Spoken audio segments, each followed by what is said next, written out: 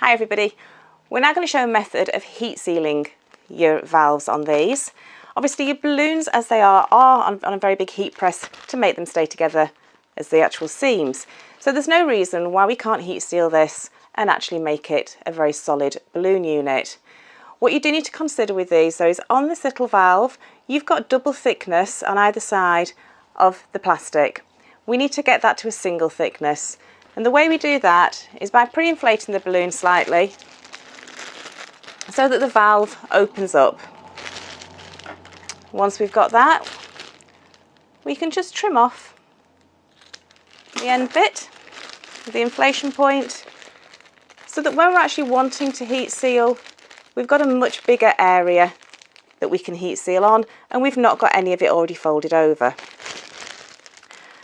For this one, I'm just going to put in a little bit of tissue confetti.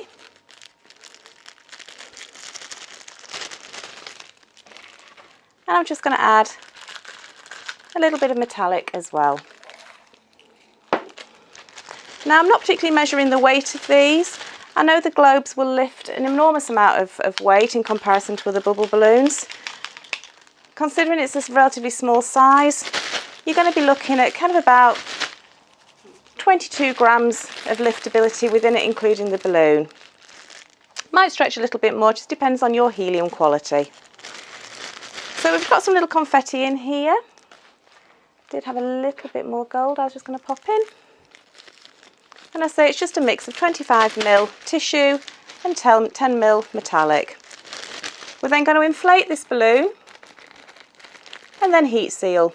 Now the settings for your heat sealers will vary depending on which brand you use. On mine, I have a little dot on there that I've put on and calibrated it to when we very first bought this, and it's just over number 2. And just over number 2 will seal foils and will seal the globes. Now it might be with yours is over 3 or maybe 4. Have a little bit of a practice with a little random bit of foil that you've got just to see. You don't want it to actually not seal, you don't want it to melt the plastic enough, but you don't want to burn straight through it as well. So just over 2 is perfect for mine. So I'm just going to inflate this and then get back to you. Okay, so we've inflated our balloon with helium. Now obviously you've got a pressurised unit there that's desperately trying to kick out the gas. So we need to work very quickly. You want to try and clamp the neck between your fingers, smooth out that valve so that when you push it down, it's going to seal. You don't want creases in the neck, you want it to be a lovely smooth seal.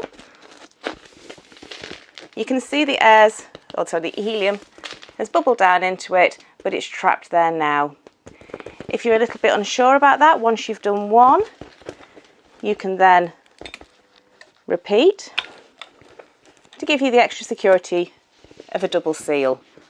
Not necessary, but if you just want to make sure that you're doing it correctly and that you've got no risk of that escaping, then that's a very simple process to do. Now with this one being confetti, we can just static it slightly and make the confetti stick. Works exactly the same as other balloons, just need a little air helium mix in there and a little bit of gentle rubbing.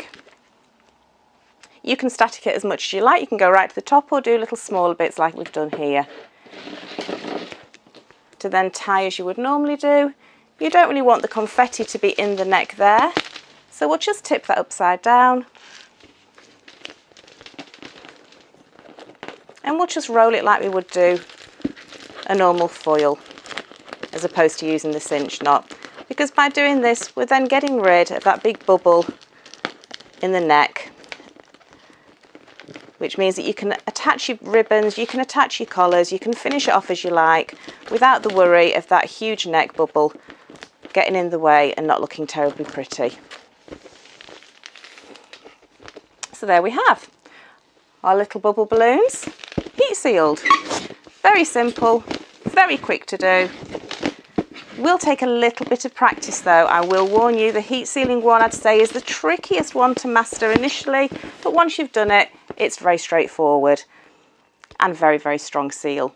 Just make sure no creases and make sure that it's completely sealed along the actual neck. Hope that's helpful.